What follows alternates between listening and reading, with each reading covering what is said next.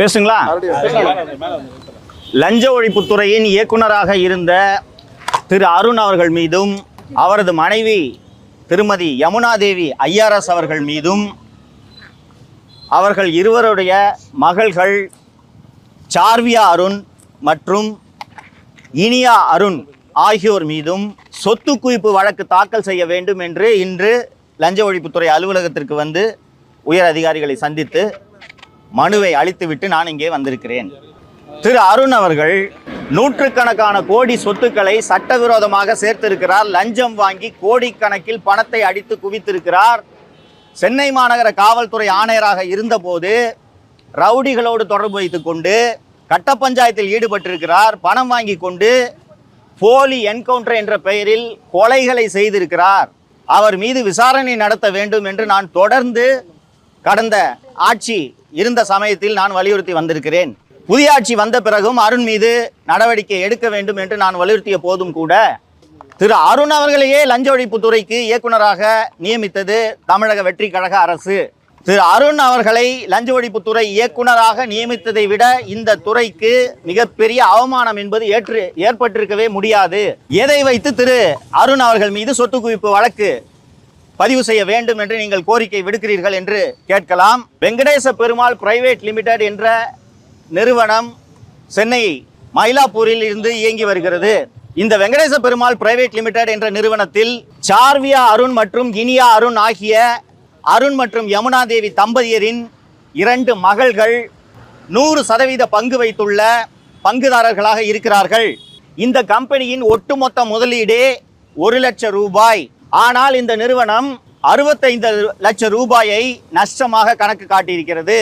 ஆனால் வெறும் 1 லட்சம் ரூபாய் முதலீட்டை கொண்ட இந்த நிறுவனம் 65 லட்சம் ரூபாய் நஷ்டத்தை சந்தித்து கொண்டிருக்கக்கூடிய இந்த நிறுவனத்திற்கு யாரோ சில தனியார்கள் 24 கோடி ரூபாய் கடன் கொடுத்துள்ளார்கள் என்று வருமான வரித்துறையில் சார்வியா அருண் மற்றும் இனியா அருண் ஆகிய 2 பேரும் கணக்கு தாக்கல் செய்துள்ளார்கள்.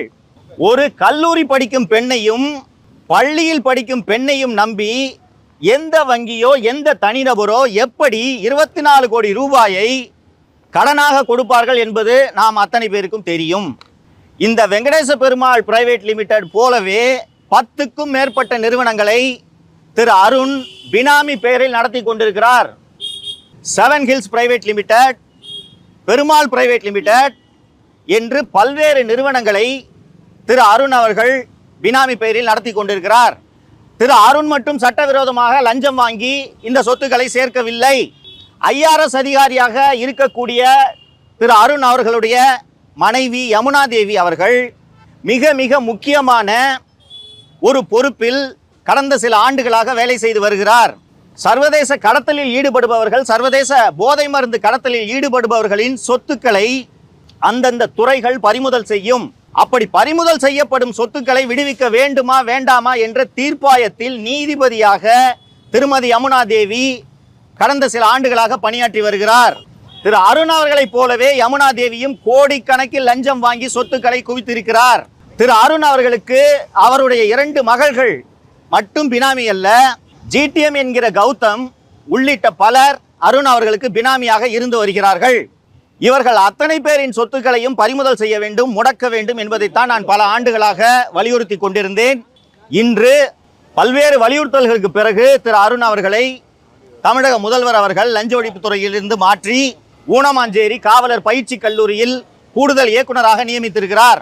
இப்போது லஞ்ச ஒழிப்புத்துறை திரு அருண் அவர்கள் மீதும் திருமதி யமுனாதேவி அவர்கள் மீதும் ஜிடிஎம் என்கிற கௌதம் மீதும் அருண் அவர்களுடைய மகள்கள் இனியா அருண், சார்வியா அருண் ஆகியோர் மீதும் லஞ்ச ஒழிப்பு சட்டம், சட்டவிரோத பணப்பரிமாற்ற சட்டம் ஆகியவற்றின் கீழ் வழக்கு பதிவு செய்ய வேண்டும் என்று தமிழக லஞ்ச ஒழிப்புத்துறை இயக்குனருக்கு மட்டுமல்லாமல் திருமதி யமுனாதேவி அவர்கள் ஐஆர்எஸ் அதிகாரியாக மத்திய அரசு பணியில் இருப்பதால் சிபிஐ என்ற மத்திய புலனாய்வுத்துறை, மத்திய நிதித்துறை, மத்திய உள்துறை செயலாளர் ஆகியோர் உடனடியாக இதில் தலையிட்டு நடவடிக்கை எடுக்க வேண்டும்.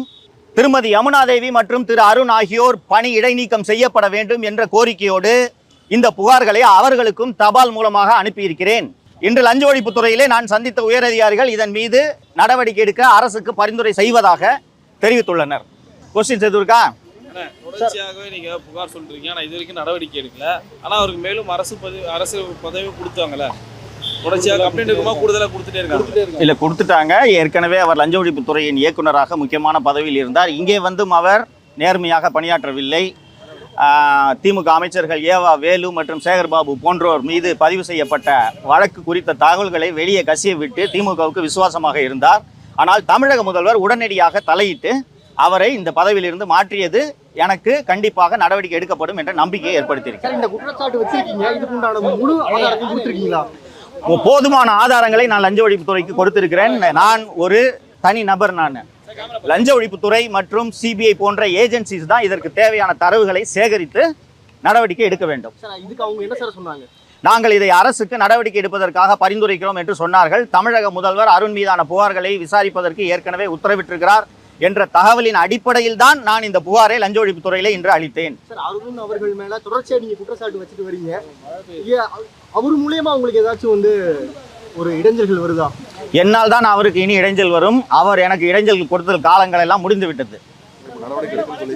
சொல்லி சார், உங்க மேல வழக்கு பதிவு பண்ணதால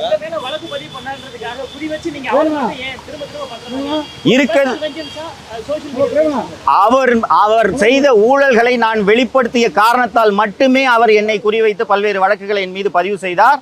அவர் மீது இருக்கும் ஊழலுக்கான ஆதாரங்களை நான் இப்போது லஞ்ச ஒழிப்புத்துறையிலும் அளித்திருக்கிறேன். தொடர்ந்து விசாரணை அதிகாரிகள் என்னிடம் விசாரணை செய்தாலும் நான் அளிக்க தயாராக இருக்கிறேன்.